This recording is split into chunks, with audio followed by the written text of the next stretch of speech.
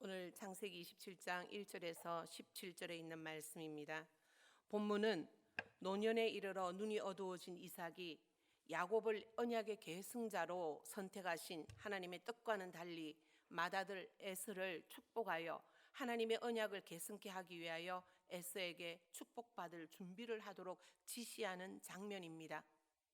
또한 에서를 편애하여 언약 가문의 장자 축복을 하고자 했던 이삭과는 달리 야곱을 편애했을 뿐만 아니라 야곱이 하나님의 언약의 계승자가 될 것이라는 하나님의 계시를 믿고 있었던 리브가가 이삭의 에서 축복 계획을 알고 야곱으로 하여금 이삭의 축복을 받도록 하기 위해 계교를 꾸미는 장면이 오늘 본문의 바탕 내용입니다.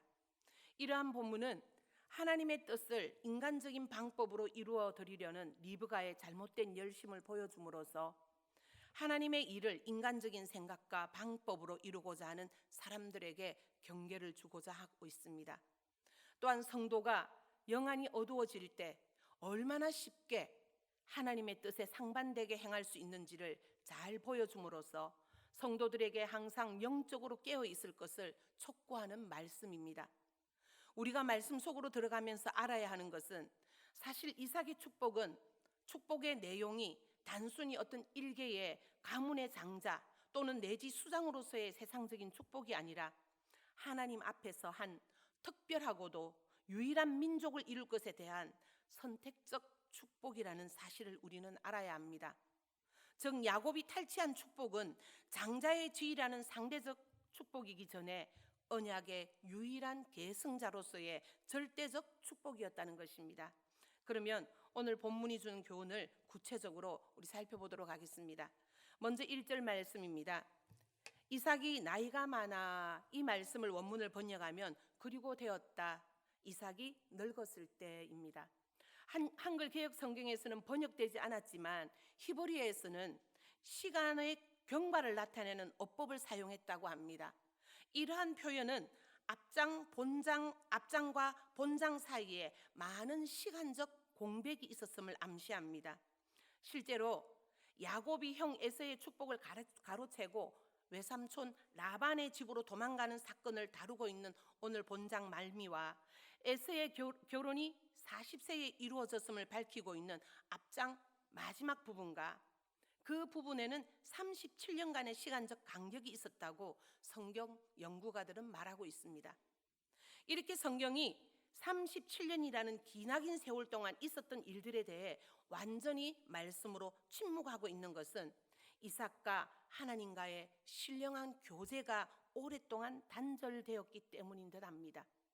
이런 사례는 아브라함이 일부 일처라는 하나님의 신성한 결혼 법칙을 무시하고 첩 하가를 통하여서 이스마엘을 얻는 후 13년 동안이나 하나님과의 거룩한 교제가 중단된 적이 있었습니다. 이런 점에서 볼 때 앞장 말미에 나와 있는 장남 에서의 잘못된 결혼으로 인해서 가정 불화는 이삭 집안 전체의 영적 침체, 영적 생활에 크나큰 해악을 가져다 주었음을 미루어 짐작할 수 있습니다. 그리고 말씀이 눈이 어두워 잘 보지 못하더니, 이것은 보는 것으로 멀어진 상태를 의미합니다. 이삭이 장자 에서를 서둘러 축복하려고 했던 본격적인 이유도 바로 자신의 몸이 점점 노쇠해져 간다는 것을 느꼈기 때문일 것입니다. 이삭이 에서를 부릅니다. 내 아들아. 아들을 가리키는 원어로는 아들뿐만 아니라 이 히브리어 단어는 손자, 젊은이 또는 신하, 양자 등 다양한 서임으로 사용된 단어입니다. 따라서 본문은 내가 사랑하고 사랑하는 아들아라는 강한 뉘앙스를 가지고 있습니다. 이는 장남 에서에 대한 이삭의 각별한 애정을 보여주고 있는 내용이다라고 볼 수 있습니다. 이렇듯 이삭은 장남에 대한 편애 때문에 일순간 하나님의 거룩하신 뜻을 망각한 채 에서에게 언약의 계승권을 넘겨주려 하고 있습니다. 이제 이삭은 나이가 들어 육신의 눈만 어두워진 것이 아니라 오랫동안 하나님과의 교류를 갖지 못한 단절된 삶을 통해 신령한 영적 안목마저도 희미해져 버렸습니다. 실로 육신의 건강을 잃는 것도 큰 문제이지만 우리의 영적 건강을 잃게 되어 하나님의 뜻을 분별치 못하게 되면 그 영혼은 결국은 멸망하게 되는 것입니다. 오늘 2절 말씀에 내가 이제 늙어 알지 못하노니라고 말씀되어 있습니다.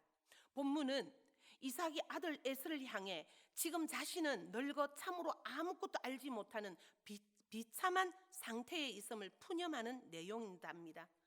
이삭은 아브라함에 이은 언약 가문의 계승자이며 일평생 동안 하나님의 사랑을 받으며 그는 살았습니다. 평온하게 사는 삶입니다. 그럼에도 불구하고 하나님의 은혜를 기억하고 자신의 가문을 신앙적으로 이끌기보다는 비관적으로 자신을 비하시키는 것을 볼 때 이 당시에 이삭의 신앙은 상당히 침체되었던 것으로 우리는 봅니다. 그리고 또 말하기를 내가 어느 날 죽을지 알지 못하니를 직역하면 내 죽음의 날이라는 것입니다. 이때가 이삭이 137세였던 이삭이 죽음을 예상하고 임종을 준비하기로 마음먹은 것은 그가 눈이 어두워지는 등 건강상의 문제도 있었지만 지금 이 시기부터 14년 전에 이복형 이스마엘이 137세에 죽었기 때문일 거라 생각할 수도 있습니다. 이삭은 이후로 43년을 더 살았고 그리고 180세에 이르러서야 하나님의 부르심을 받습니다. 3절 말씀에 들로 가서 나를 위하여 라는 말씀이 나오지요. 본절과 그리고 4절에서는 히브리어로 나라는 단어가 3번이나 나옵니다. 즉 나를 위하여, 내게로, 나로가 모두 동일한 단어라는 겁니다. 이러한 말투로 볼 때 당시 이삭은 하나님을 위하는 삶을 산 것이 아니라 순전히 자기 위주의 삶을 살았음을 우리는 알 수 있습니다. 심지어 언약의 계승자에게 축복하는 이 중요한 순간에 있어서도 그는 계속 나만을 강조하는 것을 봅니다. 성도의 삶은 나가 아니라 하나님 중심의 삶을 살아야 합니다. 이러한 원칙이 무너질 때 영적 타락이 우리에게 슬며시 다가오며 그리고 이삭과 같이 하나님의 뜻에 어긋나는 행동을 하게 되는 것이죠. 4절 말씀에 사냥한 것으로 내가 즐기는 별미를 만들어, 원문은 내가 즐기는은 원문으로 보니 내가 사랑하는으로 번역되어 있습니다. 즉 원어로 해석은 부모가 자식을 사랑하거나 남편이 아내를 사랑하거나 심지어 하나님을 사랑하는 경우에도 사용되는 용어입니다.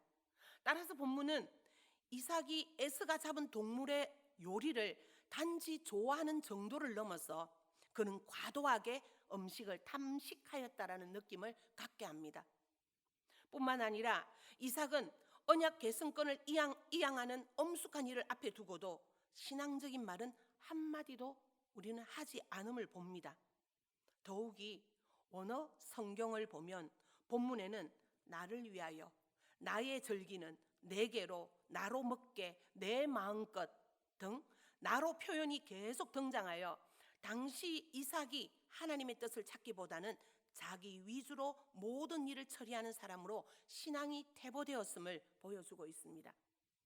이처럼 비록 신앙인이라 할지라도 항상 깨어있지 않으면 우리는 이삭과 같이 영적으로 우둔한 사람으로 전락할 수밖에 없습니다.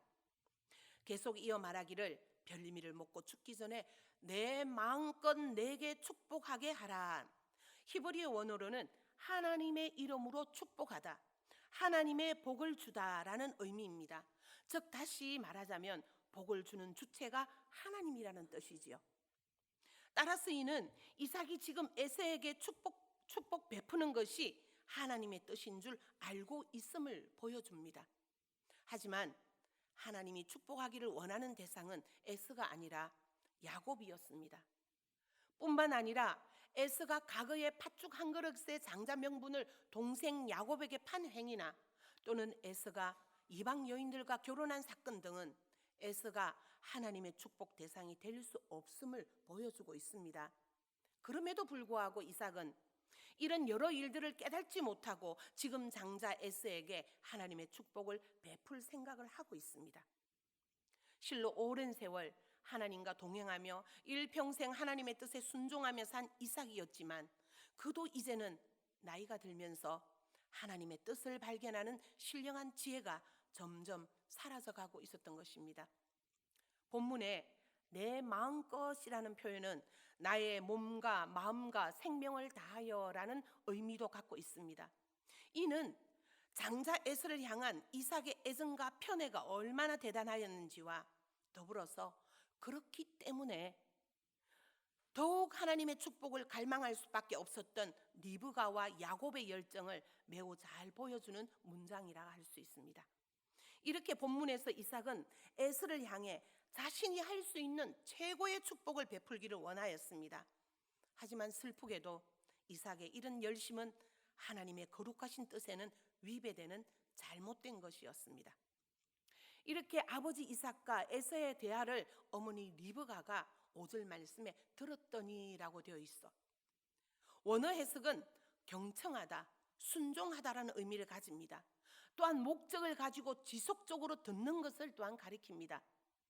따라서 이는 리브가가 우연찮게 이삭과 에서의 말을 들은 것이 아니라 평상시부터 이삭과 에서의 관계에 깊은 관심을 가지고 있었으며 이때에도 처음부터 끝까지 귀를 기울여 두 사람의 대화를 주의 깊게 경청했음을 보여주고 있습니다. 그리고 리브가가 신속히 움직입니다. 6절 말씀에 그의 아들 야곱에게, 아들을 가리키는 원어적 분위기를 살려 해석하자면 이렇습니다. 사랑하고 사랑하는 그녀의 아들 야곱에게라고 되어 있습니다. 이삭이 그의 아들 에서에게라고 말한 것과 좋은 대조를 보이고 있습니다. 아버지 이삭이 장자 에서를 편애한 것과 마찬가지로 어머니 리브가는 차남 야곱을 편애하였던 것이지요.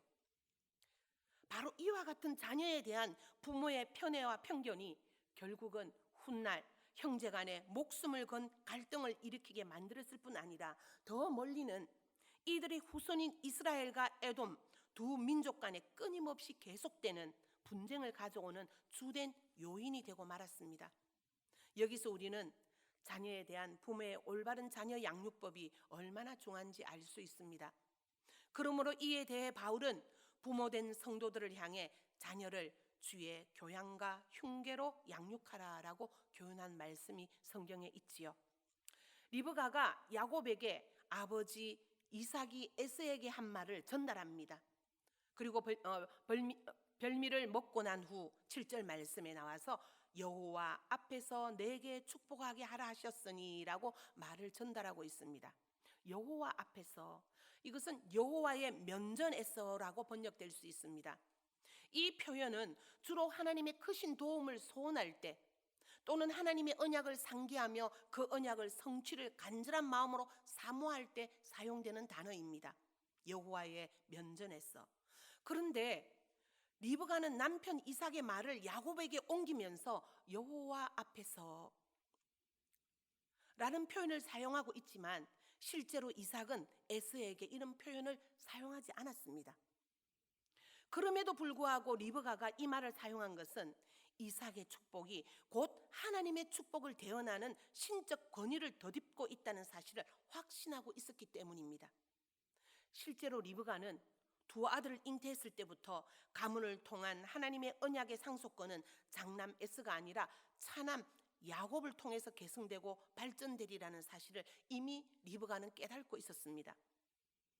그러기에 그는 항상 하나님 면전에 서 있는 신앙 자세로 그 언약 성취를 기다리며 사모하고 살았던 것입니다. 마찬가지로 하나님의 거룩한 구속의 언약을 사모하는 우리 성도들 역시도 범사에 하나님 앞에 서 있는 자세로 우리가 살아야 할 것입니다. 8절 말씀에 보니요, 그런즉 내 아들아. 어느 성경으로 볼 때 본문은 당시 리브가가 상당히 긴박함을 느끼고 있었음을 잘 보여줍니다. 6절에서 살펴본 것처럼 야곱에 대한 자신의 사랑을 다시 한번 드러내는 말입니다. 이처럼 본문은 야곱이 리브가 자신의 말을 거역해서는 안 된다는 것을 사전에 야곱에게 못 받고, 그리고 야곱에게 빨리 행동할 것을 촉구하는 매우 긴박성이 느껴지는 절박한 표현인 것입니다. 그런즉 내 아들아. 그리고 또 다시 말합니다. 내 말을 쫓아 내가 내게 명한 대로. 여기서 내 말을 쫓아에 해당되는 원어로 해석은 내 목소리 안에서 복종하라 이 말씀입니다. 그리고 쫓아는 청종하다, 경청하다라는 의미를 가진 명령형으로서 주로 하나님의 명령에 대한 절대 복종을 명할 때 사용되었던 표현입니다. 이런 표현이 사람에게 사용될 경우에는 이렇게 표현할 수 있지요. 시키는 대로 실수 없이 행동하라 라는 단호한 명령의 의미를 지니는 것입니다. 따라서 본절의 분위기를 살려 의역해 보면 내 말에 복종하라, 내가 내게 명령하는 대로 정확하게 하라 라는 표현을 가집니다. 이렇듯 리브가는 하나님의 뜻을 깨닫는 데는 지혜롭고 영적 안목이 뛰어났지만 그 방법을 실행에 옮기는 데 있어서는 자신의 인간적 계획과 수단을 동행함으로써 큰 실수를 저지르고 말았습니다. 여기서 우리는 하나님의 뜻을 이루는 데 있어서는 그 목적도 선해야 하지만 동시에 그 방법도 성경적이어야 한다는 사실을 교훈으로 우리는 받게 됩니다. 뿐만 아니라 리브가처럼 내가라는 자아를 내세우는 인생은 실패할 수밖에 없으며 마음 중심의 자리를 하나님께 내어드리는 인생만이 그의 인생이 성공을 보장받게 된다는 교훈을 우리는 또한 받게 됩니다. 9절 말씀에 염소 떼에 가서, 본문은 가라라는 뜻의 명령의 의미보다는 부드러운 흉계나 신중한 요청의 의미를 지니는 부디 너는 가라라는 의미가 큽니다. 이는 아버지를 속이는 죄책감으로 주저하는 야곱으로 하여금 더 이상 지체하지 말고 신속하게 움직이도록 그의 마음을 돌이키게 하려는 것입니다. 어머니 리브가가 이처럼 이삭의 축복을 가로채는 데 있어 리브가는 모든 계획을 세우며 이를 총지휘하는 그런 주역으로 있습니다. 좋은 염소 새끼 2마리를, 한글 개역 성경에는 나타나 있지 않지만 염소 새끼 2마리를 취한 것은 보다 맛있는 부위를 택해서 풍성한 요리를 만들어 아버지 이삭을 대접하기 위해서일 것입니다. 그리고 내게 가져오면 하고 리브가가 말하지요. 본문은 그리고 너는 나를 위해 가져오라 라고 번역을 하고 있습니다. 이러한 번역은 일단 이삭의 축복을 가로채서 작은 아들 야곱에게 주려고 작정한 리브가가 이제 하나님과는 무관하게 자기 중심적이요 자기 주체적으로 생각하고 행동하고 있음을 보여주고 있습니다. 이러한 자기 중심적인 생각과 행동은 타락의 앞잡이입니다. 이에 대해 바울은 고린도 교인들을 향해 분명하게 가르치고 있습니다. 그런즉 너희가 먹든지 마시든지 무엇을 하든지 다 하나님의 영광을 위하여 하라. 우리는 이 말씀을 늘 하나님 앞에서 생각하며 살아야겠습니다. 10절 말씀은 염소고기로 별미를 만들어 주면 아버지께 드려. 리브가가 아들 야곱이 아버지 이삭으로부터 축복받는 것에 대하여 얼마나 큰 집착을 가졌는지를 잘 보여주는 말씀입니다. 그리고 어머니 리브가의 말에 이어 야곱이 말을 합니다. 어머니, 형은 털이 많은 사람이요 나는 매끈매끈한 사람인즉. 야곱은 에서와 자신의 신체적 특징을 비교하면서 아버지 이삭을 속이기 어려움을 말하고 있습니다. 즉 내 형 에서와 나 그리고 털 사람과 매끈매끈한 사람, 이 서로 비슷한 낱말을 이루어서 그 차이가 너무나 커서 아버지를 도저히 속일 수 없음을 강조하는 말입니다. 그리고 12절에 아버지가 나를 만질 때 나를 알아보면 나는 나를 속이는 자로 보일지라 라고 지금 야곱이 걱정하며 어머니에게 이야기하고 있습니다. 여기 속이는 자, 이것은 원래의 말은 말을 더듬는다라는 뜻을 지니고 있는데 여기서는 조롱하다, 조롱하는 자, 속이는 자, 희롱하는 자라는 의미로 되어 있습니다. 이 단어의 해석은 지금 야곱의 계획은 1차적으로 눈먼 아버지를 기만하고 조롱하는 행위고 궁극적으로는 가장의 권위를 세우신 하나님의 절대 주권을 무시하는 행위가 아닐 수 없었습니다. 10계명 중 제5계명에 나오는 바 부모를 공경해야 하는 이유도 근본적으로는 부모의 권위를 인정함으로써 인간들 사이의 질서와 위계의 기준을 세우신 하나님의 명령을 순종하는 데 있음을 우리는 명심해야 합니다. 그리고 말합니다. 복은커녕 저주를 받을까 하나이다. 저주란 하나님으로부터 멸시받고 천하게 여김받는 상태임을 저주다라고 말하고 있습니다. 이렇듯 야곱은 하나님 앞에서 하찮은 존재로 멸시받을 것을 크게 두려워하였습니다. 이러한 말씀을 통해 우리 성도들 역시 하나님 앞에서 존귀히 여김받는 소중한 존재임을 우리는 명심하고 결코 가볍게 여겨지는 하찮은 자로서의 삶을 살지 않도록 우리는 더욱 근신하는 신앙의 자세가 요구된다 하겠습니다. 사랑하는 아들 야곱이 이러한 이유로 주저하자 어머니 리브가가 단호하게 말하고 있습니다. 13절 말씀에 너의 저주는 내게로 돌리리니, 이 말을 직역하면, 해석을 하면 내 위에 너의 저주를 올리리라 이 말씀입니다. 이처럼 원어 성경에는 위에서부터 혹은 위쪽에 올려진 상태를 나타내는 단어로 사용되어 한글 개역 성경보다는 훨씬 그 의미가 명쾌하게 드러나 있습니다. 즉 리브가는 지금 야곱의 염려를 알고서는 만약 너에게 저주가 임하면 그것을 자기 머리 위에 올려놓으라고 스스럼 없이 저주를 자청하고 있습니다.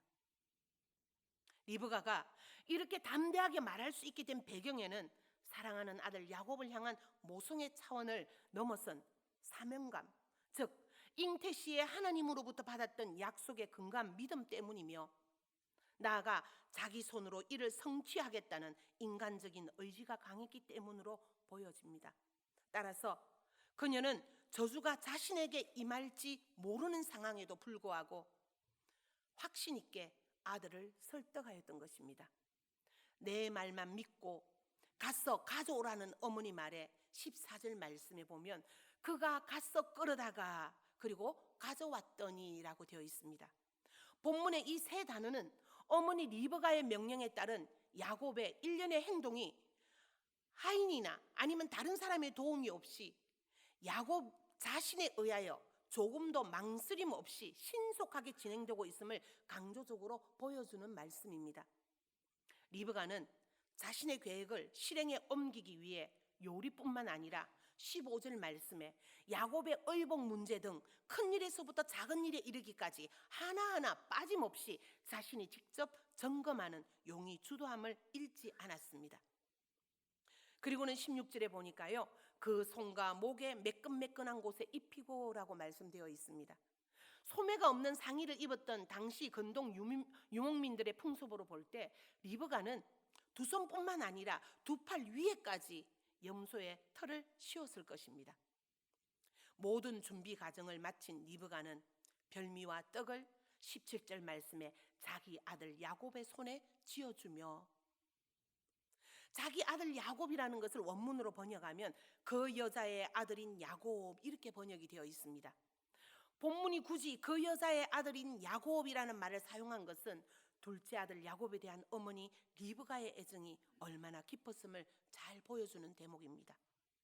우리는 본문에서 아버지 이삭과 장남 에서의 대화와 그리고 행동을 보았고, 또 어머니 리브가와 차남 야곱의 대화와 그리고 행동을 보았습니다. 이러한 오늘 본문의 말씀에서 우리는 자신의 뜻을 성취하기 위해서라면 하나님 앞에서조차 속임수를 자행하는 인간들의 타락하고 부패한 본성을 발견하게 됩니다. 하나님의 뜻을 사악한 방법인 속임수를 통해 이루려고 한 것은 결국 하나님의 거룩하심을 훼손하는 일이기 때문입니다. 성도 여러분, 하나님이 어떤 분이십니까? 하나님은 우리의 모든 행위와 믿음의 생각까지도 감찰하실 뿐만 아니라 지극히 공의로우사 인간을 그 행한 대로 보응하시는 분이 아니십니까? 그럼에도 불구하고 리브가와 야곱이 그러한 하나님 앞에서조차 속임수를 썼다는 것은 그들이 얼마나 하나님의 심판에 무감각해져 있는지를 잘 보여주는 오늘의 본문 말씀입니다. 그런데 이처럼 하나님 앞에서조차 사악한 행위를 일삼는 것은 비단 먼 옛날 리브가와 야곱만의 일은 아닙니다. 오늘날 우리들도 너무나 자주 하나님의 뜻을 이루어 드린다는 미명하에 혹은 자신들의 이기적인 목적 달성을 위해 하나님 앞에서조차 사악한 행위를 서슴지 않고 있습니다. 따라서 우리는 다 같이 하나님의 저주를 받아 마땅한 존재들이지요. 그럼에도 불구하고 우리가 저주 가운데 있지 아니하고 도리어 은혜 가운데 있는 것을 볼 때 우리를 향하신 하나님의 은혜와 자비하심이 얼마나 크고 놀라운 것인지 새삼 깨닫게 됩니다.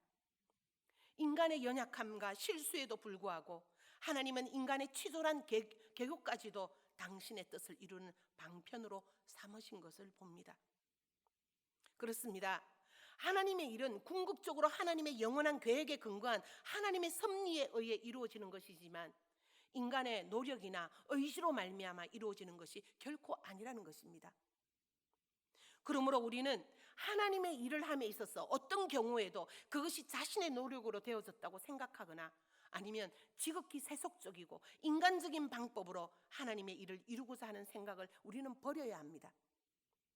우리는 하나님의 모든 일이 오직 하나님의 섭리로만 되어짐을 깨닫고 매 순간 하나님을 신뢰하며 그분의 인도하심과 그분의 뜻에 온전히 순종해야 하겠습니다. 기도드리겠습니다. 하나님, 오늘 말씀을 통해 택한 자에 대한 하나님의 은혜는 무조건적이라는 사실을 교훈으로 깨닫습니다. 우리는 너무도 자주 리브가가 한 것과 같은 실수를 저지르며 살아왔습니다. 하나님의 방법이 아닌 인간적인 방법으로 하나님의 뜻을 이루어 드리고자 하였으며 그것이 하나님을 위한 것이라 합리화하며 확신을 갖는 저희들도 있었습니다. 우리의 교만함을 용서하여 주옵소서. 택한 자에 대한 하나님의 은혜는 우리의 행위나 조건에 따라 주어주는 것이 결코 아님을 깨닫게 하시고 하나님의 은혜를 받을 만한 어떠한 자격도 없는 자임에도 불구하고 결코 버리지 아니하시고 은혜를 베푸시는 하나님의 은혜에 감격하는 믿음의 성도들이 되게 하여 주옵소서. 항상 자신을 돌아보며 하나님의 뜻을 이루어 드리기에 힘쓰고 항상 말씀에 순종하는 삶을 살아가기를 하나님 앞에서 다짐하는 영포교회의 성도들이 되게 하여 주옵소서. 예수님의 이름으로 기도드립니다. 아멘.